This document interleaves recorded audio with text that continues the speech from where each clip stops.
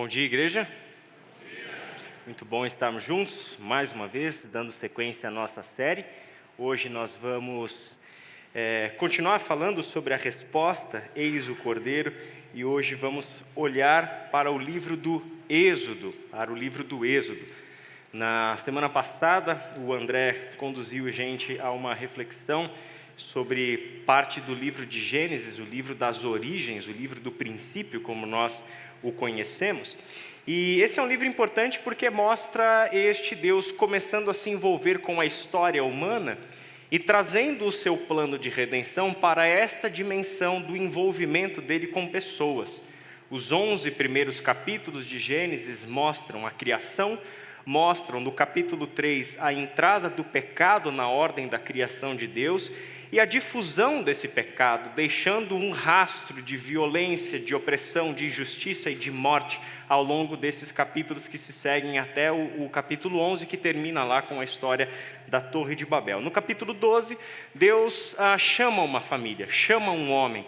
E com este homem chama a sua esposa, com este homem chama a sua descendência, com este homem chama um tipo de família que ele edificaria, a partir da qual ele abençoaria todas as famílias da terra, todos os povos da terra.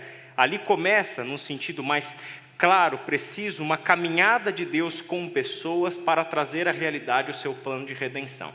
E se você já pôde perceber nesta série o que nós estamos fazendo, é partir da observação, por mais que seja superficial ou panorâmica, melhor dizendo, da grande história da Bíblia.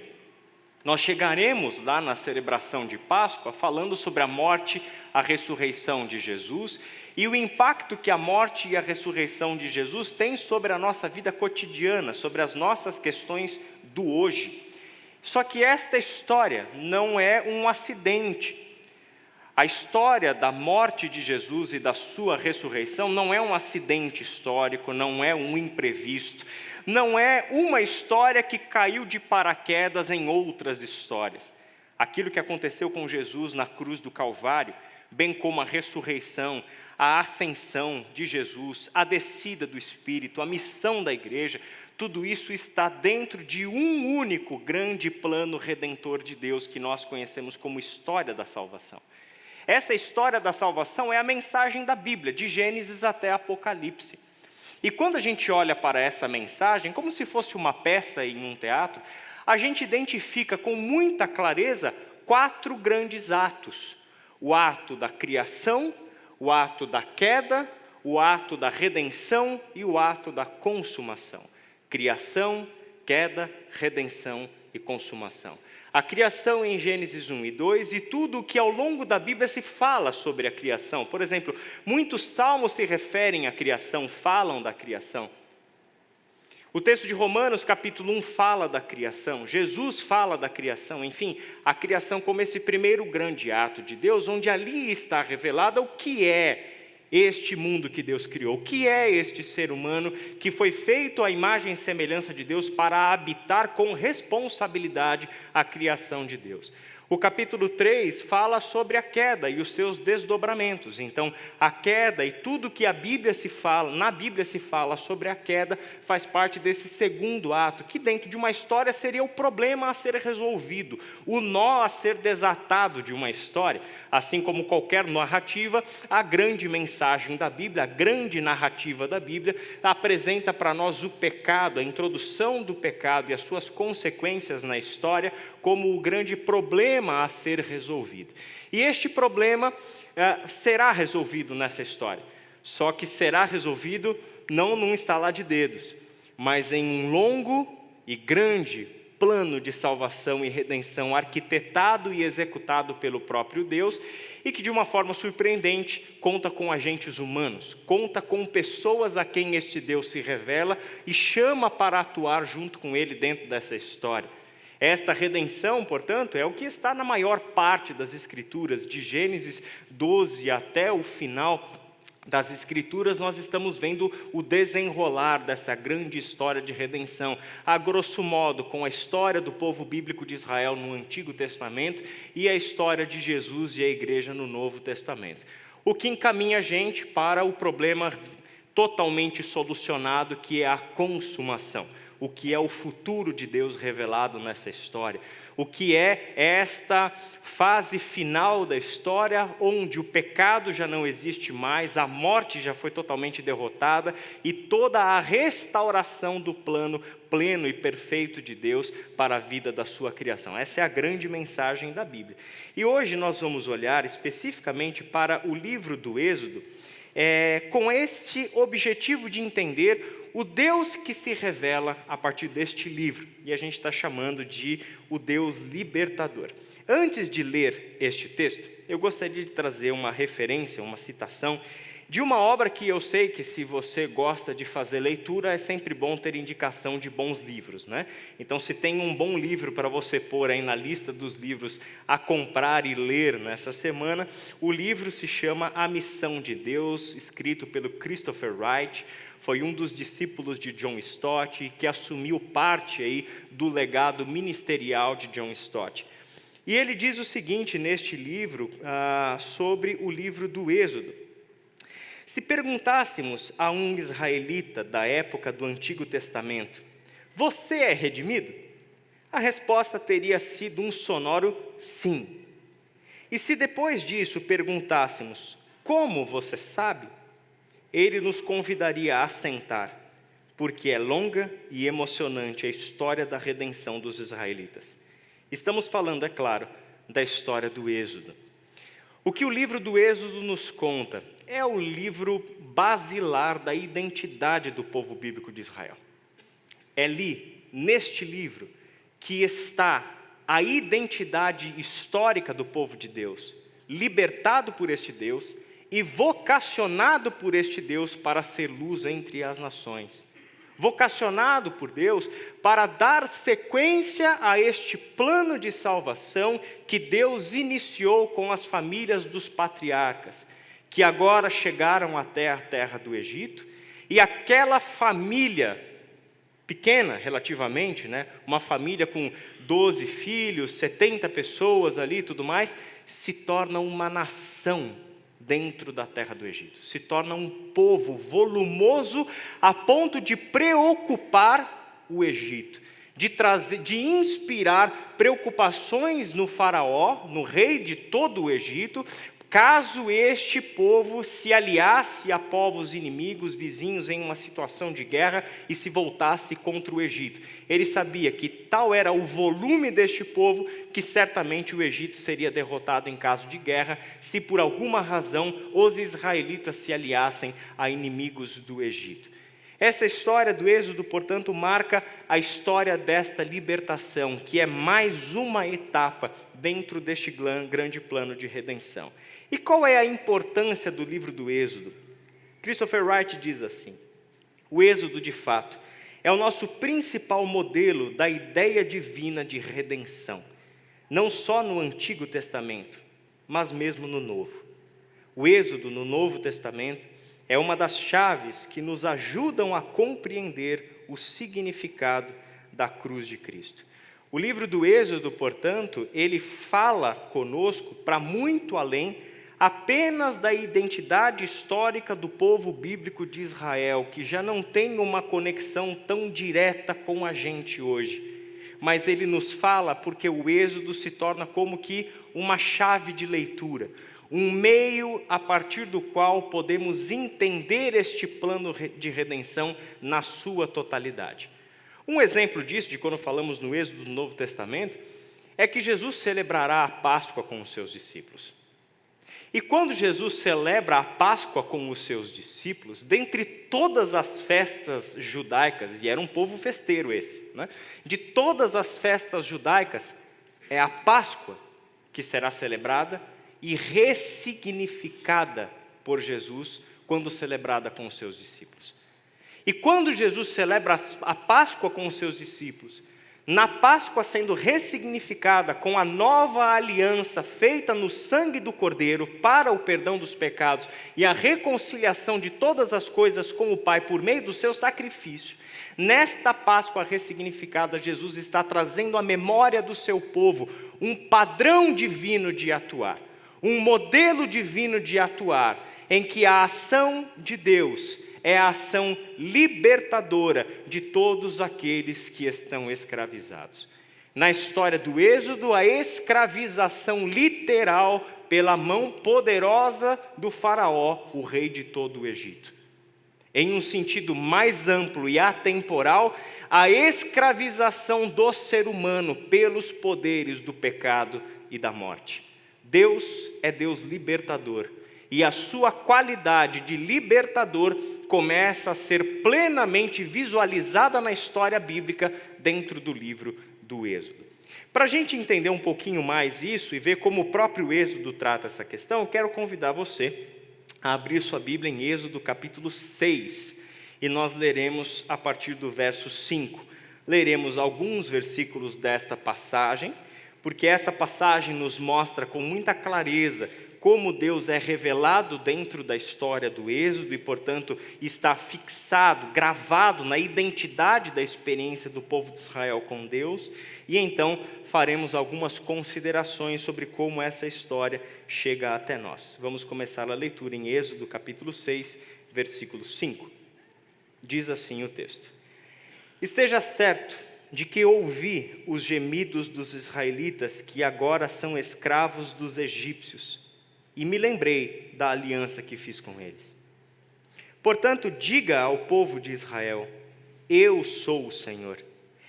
Eu os libertarei da opressão e os livrarei da escravidão no Egito. Eu os resgatarei com meu braço poderoso e com grandes atos de julgamento. Portanto, diga ao povo de Israel, acho que eu pulei um aqui, perdão, 7 e 8 agora. Eu os tomarei como meu povo e serei seu Deus. Então vocês saberão que eu sou o Senhor, seu Deus, que os libertou da opressão no Egito.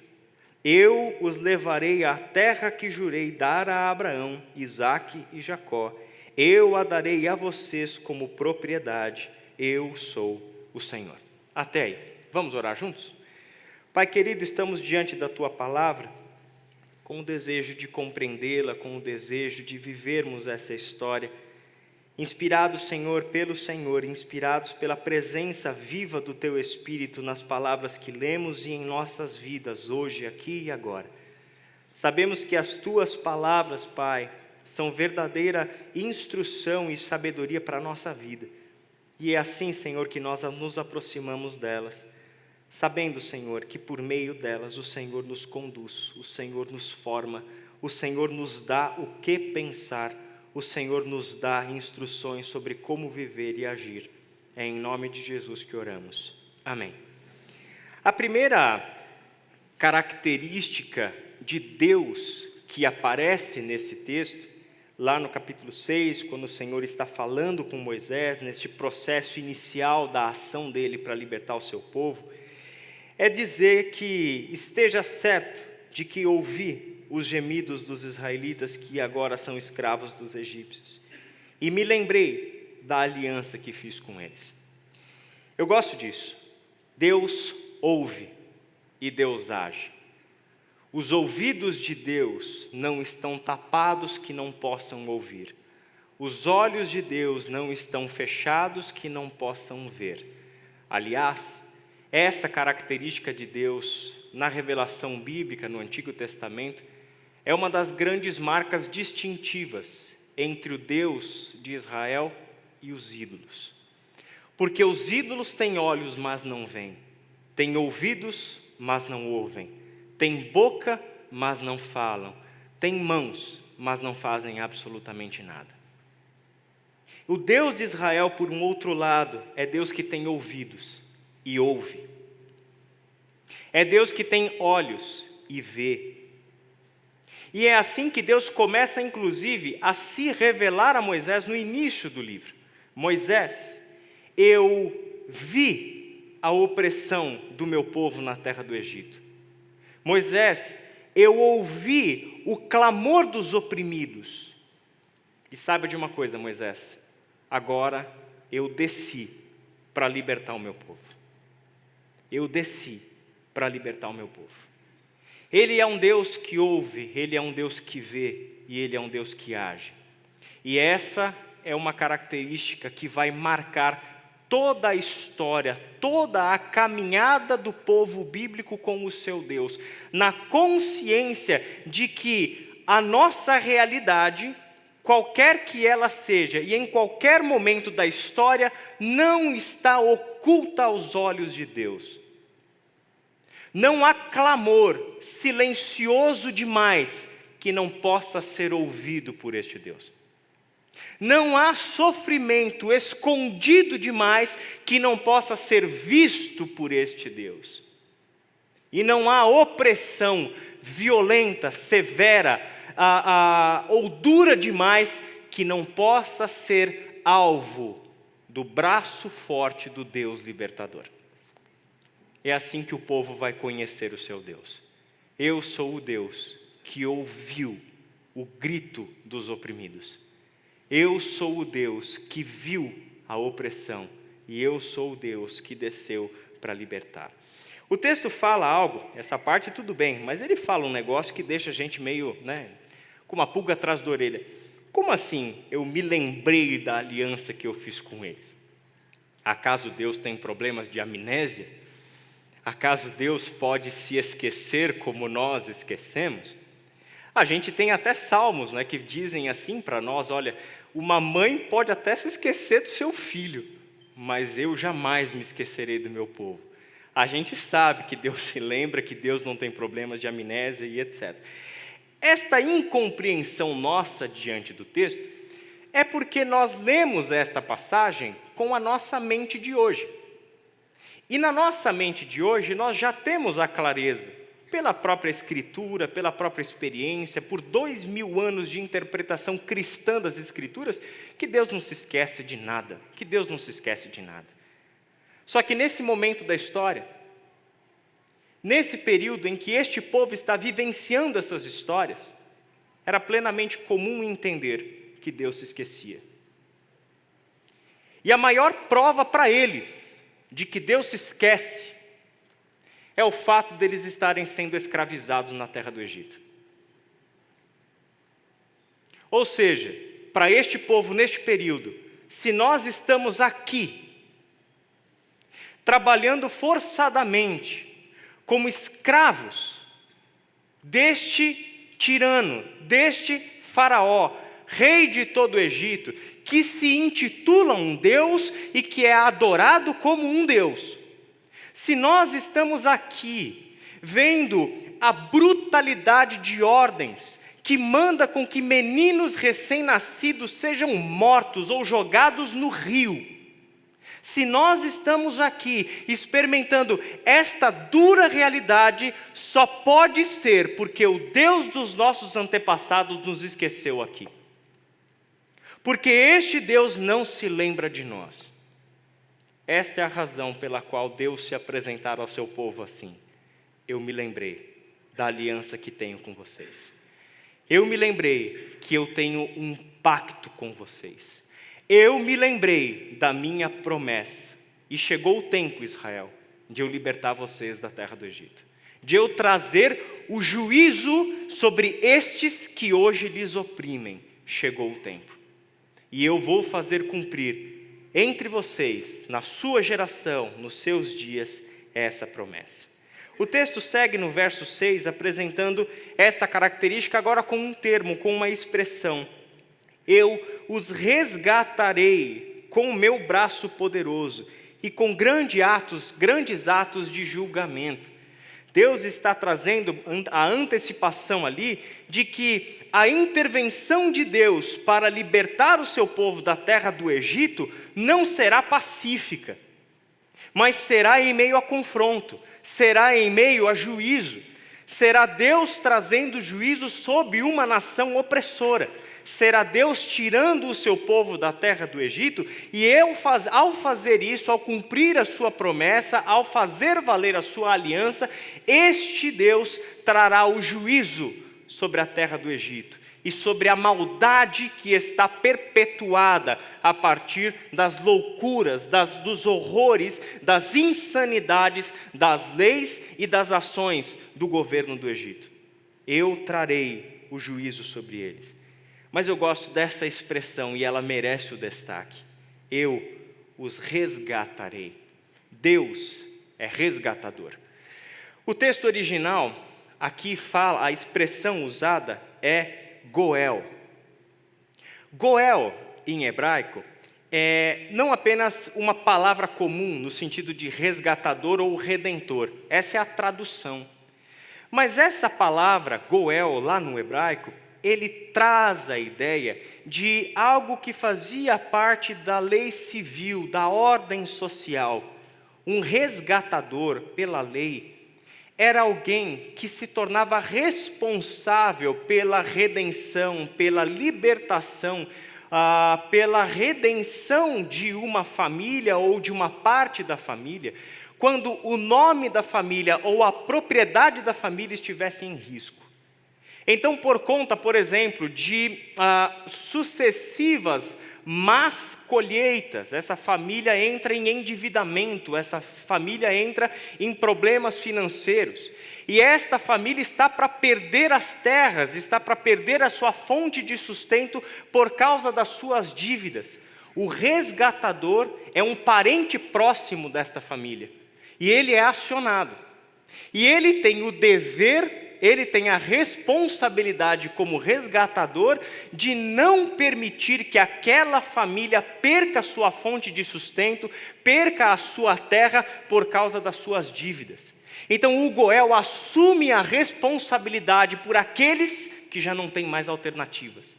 Ele assume a responsabilidade financeira. E aliás, o Goel em diversas situações, ele coloca a sua própria propriedade em risco, para ir em auxílio, para ir em socorro daqueles que precisam. Em outros casos, por causa de endividamento, por exemplo, membros próximos da família contraíam escravidão, se tornavam escravos por causa de suas dívidas. Quer dizer, vai trabalhar sem nenhum tipo de salário ou coisa assim, simplesmente agora para quitar a sua dívida. O resgatador, o Goel, ele entra na responsabilidade de libertar essa pessoa da escravidão, assumindo a dívida por ele. Este é uma das características do Goel que estão sendo aqui emprestadas pelo autor bíblico para nos mostrar quem é este Deus que ouviu o clamor dos oprimidos, que viu a sua opressão e que desceu para libertá-los. Deus, como o Goel dos oprimidos, traz principalmente estes 3 elementos, que é o relacionamento familiar. O Goel, o resgatador, é um parente próximo. E Deus se apresenta como membro da família, parente próximo. Ele é aquele que fará uma intervenção poderosa, uma intervenção capaz de solucionar verdadeiramente o problema e trazer à realidade o resgate, que é a restauração eficaz. É conseguir de fato completar a sua obra de resgatador, restaurando a propriedade dessa família, restaurando as fontes de sustento e segurança dessa família, ou restaurando a dignidade desta família, resgatando esta pessoa da condição de trabalho escravo. Esse é o papel do Goel, e é assim que o texto nos apresenta o Senhor. E a obra que ele está para realizar como o Goel dos israelitas neste contexto é celebrada em um cântico de Moisés, lá no capítulo 15 do livro do Êxodo, que no verso 13 diz o seguinte: com o teu fiel amor conduzes o povo que resgataste, com o teu poder o guias à tua santa habitação. Esse é o libertador, que não apenas liberta o povo da opressão, tira o povo da sua condição de escravidão, mas agora se manifesta pessoalmente a conduzir este povo à sua santa habitação. É ele trazendo esse povo para debaixo da sua responsabilidade, para debaixo das suas leis, para debaixo do seu governo, para debaixo do seu plano redentor. E é isso o que este povo está para experimentar com o Deus dentro do Egito. Em terceiro lugar, Deus é libertador. Eu sou o Senhor, seu Deus, que os libertou da opressão do Egito. A gente falou que a palavra Goel, redentor, ou resgatador, é a palavra que é utilizada no texto para exemplificar como que este Deus está se manifestando a partir de uma instituição civil do povo de Israel, que é a instituição do Goel. Agora ele entra de uma forma mais específica no tipo de ação que este resgatador trará, que não é apenas a questão da propriedade, do sustento e etc., mas é especificamente um caso de libertação de escravos. É de gente que foi escravizada e que agora será libertada por um Goel libertador. Um Goel que fará a obra de libertar escravos. O texto diz no verso 7, eu sou o Senhor, seu Deus, que os libertou da opressão no Egito. Esse esquecimento, entre aspas, da parte de Deus, da situação a esse povo, leva este povo a uma experiência que não tem outra palavra. Essa é a palavra escolhida pela narrativa de Êxodo para descrever como este povo se sente, como este povo tem vivido, como eles têm experimentado a vida nesses dias. E a palavra é opressão. Nós estamos sendo oprimidos dentro da terra do Egito. O texto do Êxodo nos mostra que esta opressão, nos dias de Moisés, se configura com o sistema da corveia, que é o trabalho forçado, análogo, portanto, à escravidão. Quer dizer, é o trabalho não opcional para os habitantes do império do faraó, que tinha como objetivo a construção dessas grandes cidades, celeiros, Pitom e Ramsés. Isso é o que está lá no próprio texto do Êxodo. Só que tem um detalhe. Este povo em específico, porque vários outros povos estão vivendo dentro do Egito, e a libertação não são só israelitas que saem do Egito na época da libertação, mas outros povos também saem junto com israelitas na época da libertação.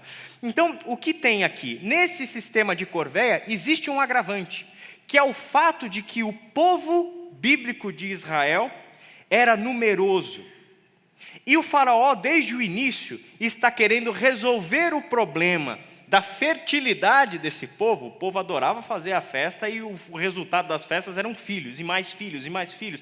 Era um povo tremendamente fértil. Então, resolver o problema da fertilidade como? Mata os recém-nascidos na hora do parto. As hebreias, parteiras, Sifrá e Puá, se recusam a obedecer essa ordem do faraó. E aí o faraó vem com uma outra ordem, que todo menino recém-nascido seja jogado no Nilo no momento em que nasce. Aí vem a história de Moisés, que é protegido justamente nessa tentativa de uma mãe preservar a vida do seu filho, colocando ele dentro de um cesto. E ele é preservado ali. O agravante é que existe, portanto, da parte do faraó, uma perseguição sistemática a este povo, por causa do seu número, por causa do contingente de israelitas habitando. E isso é o agravo desta experiência de opressão. Aqui se manifesta uma opressão que é cada vez mais sentida, que é cada vez mais impactante na história desse povo. Por isso, o que é a história do Êxodo? É a história de um Deus resgatador, que vê a opressão e que não suporta encontrar na sua criação um ser humano escravizando um outro ser humano, oprimindo um outro ser humano, violando a dignidade humana de um outro ser humano. Dignidade essa que está baseada não nos feitos dos seres humanos, mas num Deus que nos criou à sua imagem conforme a sua semelhança. Significa que ferir um ser humano é ferir a própria criação de Deus, na qual Ele imprimiu a sua imagem e a sua semelhança. É um Deus que preza a liberdade, que ama a liberdade e quer que sejamos verdadeiramente livres.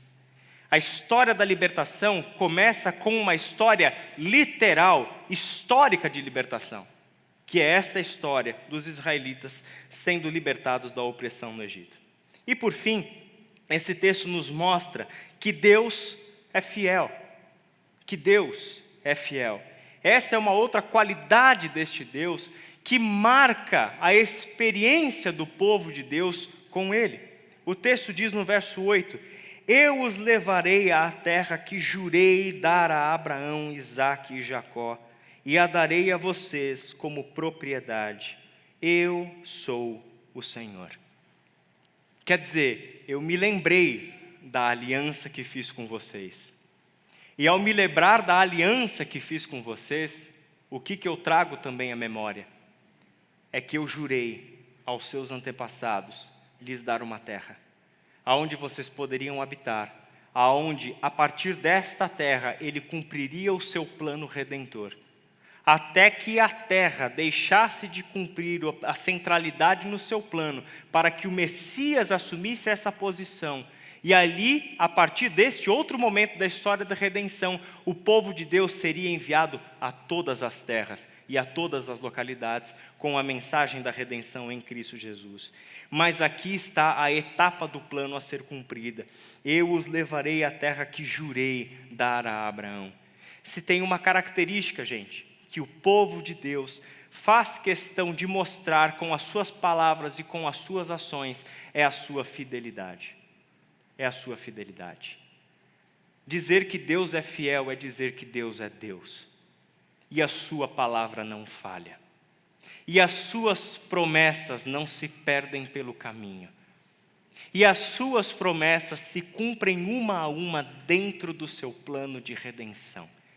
Este é um Deus que, ao profetizar sobre o amanhã, Ele não faz previsões do futuro. É um Deus que faz promessas. Diz o que vai fazer e cumpre o que vai fazer. É um Deus que nos chama a uma experiência com a sua fidelidade, para que aprendamos a ser fiéis, assim como Ele é fiel. Por que a fidelidade é tão importante para Deus? Por que a fidelidade no relacionamento, na amizade, é tão importante para Deus? Por que a fidelidade conjugal é tão importante para Deus? Porque a fidelidade na nossa relação é tão importante para Deus, porque Ele é fiel. E qualquer coisa fora da fidelidade não está de acordo com o seu caráter, não está de acordo com a sua natureza. Natureza essa que sustenta e rege toda a criação e toda a história da salvação. Deus é fiel. E o que Ele prometeu, Ele há de cumprir.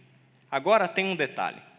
Quando a gente olha para o Êxodo, e como essa história chega no povo, e como o povo reage a essa história. Quando a gente olha para o desdobramento da história bíblica de Israel, a gente vai perceber que o povo propriamente dito, nem sempre é fiel a Deus. Você sabe do que eu estou falando? Em quantas vezes este povo mostra a sua infidelidade ao Senhor? No próprio livro do Êxodo, enquanto Moisés está lá no monte, recebendo os estatutos da aliança, a lei do Senhor, o povo que acabou de ser libertado por Deus da terra do Egito, da terra da escravidão, está no pé do monte, sob a liderança de Levi, construindo um bezerro de ouro e dizendo: estes são os deuses que nos tiraram da terra do Egito, da terra da escravidão. A dureza do coração humano, a cegueira do coração humano, a marca que o pecado deixa no coração humano, nos impede de viver esta vida de plenitude e fidelidade a este Deus. E de um lado estamos recebendo a revelação da vontade de Deus para a vida, e com a outra mão já estamos quebrando a aliança com este Deus. Tem mais uma coisa então que a gente precisa lembrar quando fala do Deus que é fiel. Ele é fiel à sua palavra. E Ele não é fiel de acordo com o que a gente tem para oferecer para Ele. Ele não é fiel se somos fiéis. A fidelidade dEle não é uma retribuição a uma fidelidade que Ele recebeu. Porque se tem uma coisa que nos nivela enquanto seres humanos, é que nós somos infiéis. É que nós sabemos o que devemos fazer e não fazemos. é que nós sabemos o que é o certo e nós não fazemos. Se tem uma coisa que nos nivela, é a nossa dificuldade de sermos fiéis. Eu gosto muito de uma expressão que apareceu lá em Gênesis, em que José, um homem sem dúvida exemplar, ele fala justamente sobre isso. Acaso pecaria eu contra o meu Deus? Alguém que faz um pacto com os seus olhos, de nunca desviar os seus olhos daquilo que de fato é Deus, para que os seus olhos nunca sejam seduzidos pelo mal e ele venha a pecar contra o seu Deus. Isso exige do homem, da mulher que anda com Deus, uma disciplina tremenda, de entender que a fidelidade é inegociável,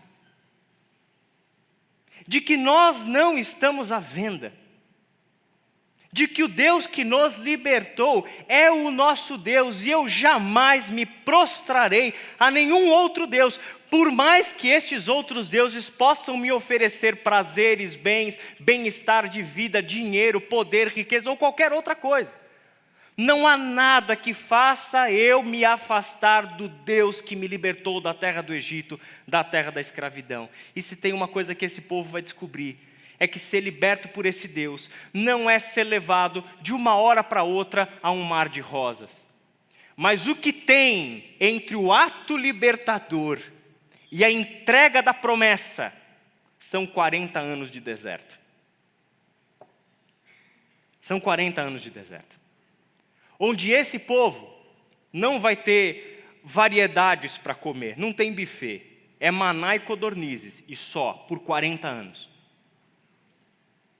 Não vai ter troquinha de roupa com a roupa da moda, é a mesma roupa durante 40 anos. Não vai ter troca de sandálias, vai ser a mesma sandália por 40 anos. É isso que você encontra em Deuteronômio 8, de 1 a 5. Mas este Deus que conduz o seu povo ao deserto para formar o seu povo, é o Deus que traz à memória do seu povo o seguinte: durante esses 40 anos, os seus pés não incharam, não faltou alimento, as suas roupas não se rasgaram e as suas sandálias não se rasgaram. Mas eu os conduzi pelo deserto e preservei a vida e a dignidade de vocês, para que vocês saibam que nem só de pão viverá o homem, mas de toda palavra que procede da boca de Deus. E por que essa palavra importa? Por que essa palavra sustenta a vida? Porque Deus é fiel. Porque Deus é fiel. Com este texto, com essa história, em um determinado momento, em um determinado ponto, já que a gente não tem tempo de passar por todo o livro do Êxodo e contar toda a história, o que vai acontecer? Vai acontecer a primeira festa disso que nós estamos chamando nesse mês de Páscoa. Nós celebraremos a Páscoa em breve. E agora, nas palavras que a gente vai ler agora, está acontecendo a primeira delas, que por sua vez é uma ressignificação. As histórias das festas de Israel, elas são sempre ressignificações de festas já celebradas, de festas já vividas de alguma forma em outro contexto. Mas dada a importância deste evento, a gente usa a mesma festa, mas dá para ela um significado e um sentido totalmente novo. É exatamente isso que os israelitas estão fazendo com a Páscoa, sob a orientação do Senhor. Vamos ler rapidamente o texto de Êxodo 12, de 21 a 28, e com isso a gente vai fazer uma palavra final para a gente encerrar nessa manhã. Êxodo 12, de 21 a 28. Se você quiser abrir sua Bíblia.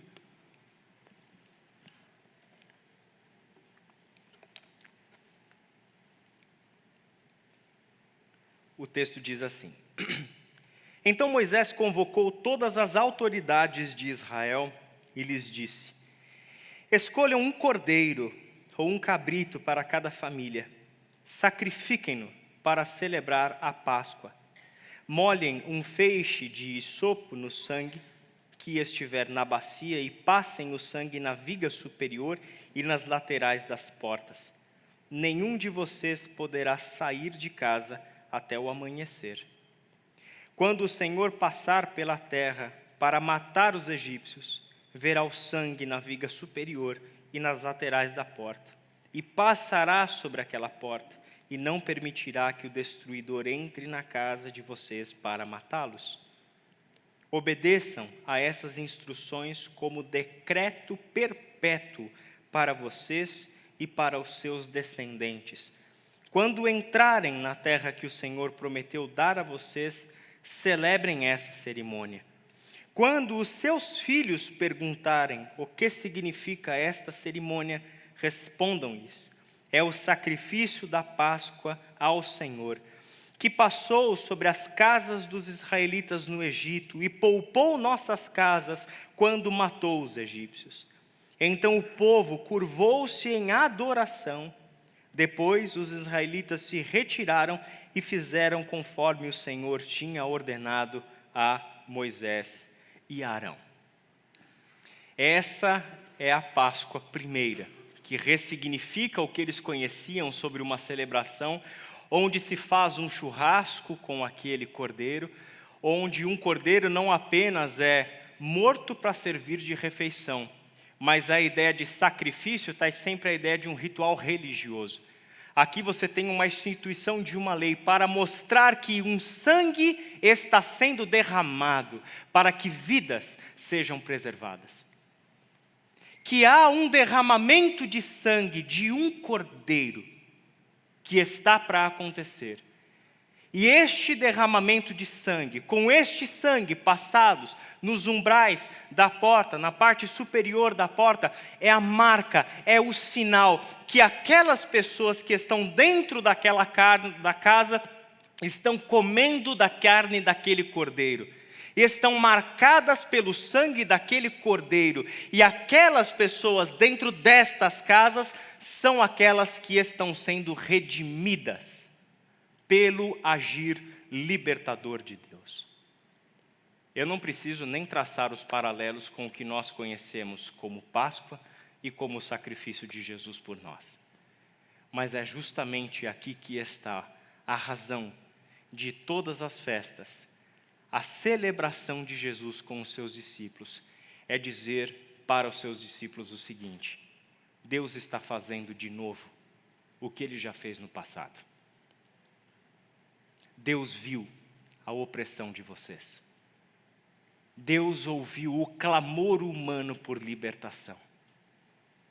E Deus enviou o seu cordeiro.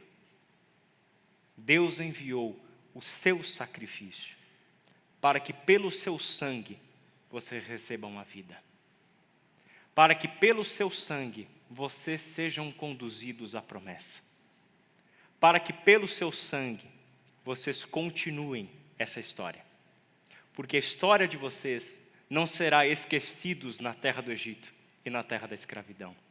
Mas a história de vocês está sendo escrita por um Deus libertador, por um Deus que ouve e que age, por um Deus libertador e por um Deus que é fiel. Assim, o que fica para mim de marcante, de impactante sobre essa história é esta lógica que várias vezes, e não apenas desta vez e nesse texto que a gente leu, mas que várias vezes aparece nos textos que contam a história, tanto do Êxodo quanto dos dias seguintes ao Êxodo. Quando os seus filhos perguntarem, respondam-lhes. Quando os seus filhos perguntarem, respondam-lhes. Quando os seus filhos perguntarem daqui a 40 anos, e vocês estiverem entrando na terra prometida, vocês estiverem preparando a primeira refeição de vocês na terra prometida, e os seus filhos que nasceram nesse período e que não viram, ou que não tinham discernimento sobre o que estava acontecendo, vai perguntar para vocês: papai, mamãe, o que é esse cordeiro?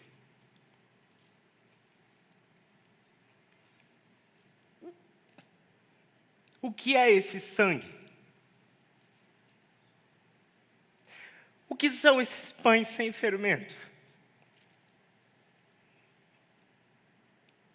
O que são essas ervas amargas? Deus está fazendo? Deus está criando o cenário familiar em que os seus feitos e o seu caráter não caiam no esquecimento. Ele responsabiliza as famílias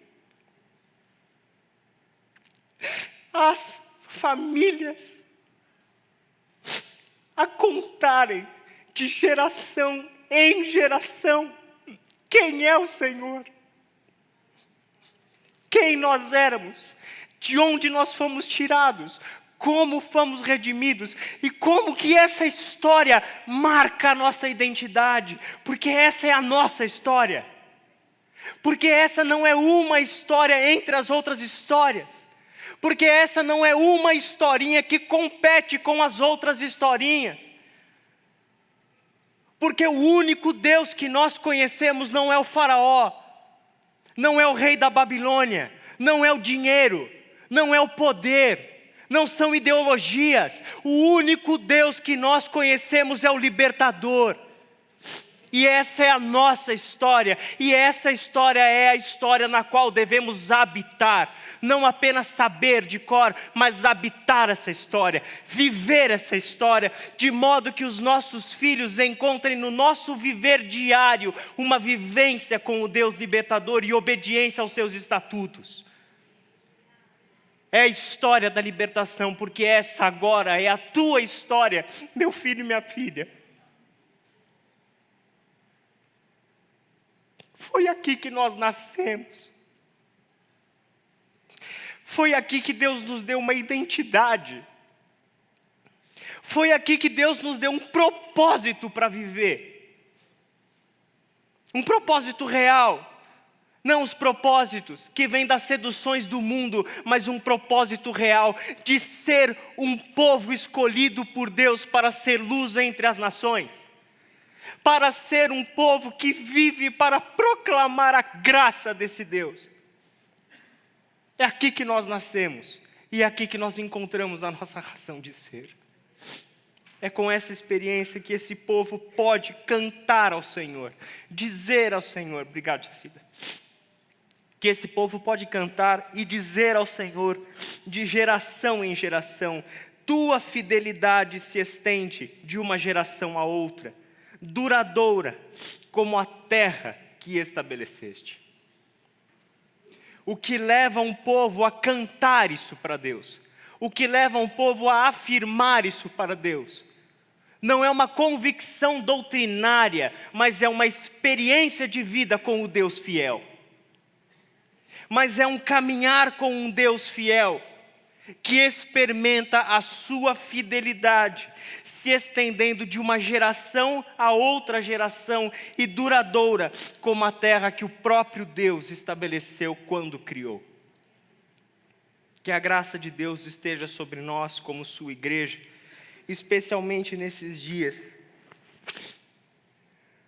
onde tantas ideias, onde tantas seduções, onde tantos motivos que a gente encontra nesse mundo, para vivermos outras histórias, para vivermos outros propósitos, para jurarmos outras lealdades.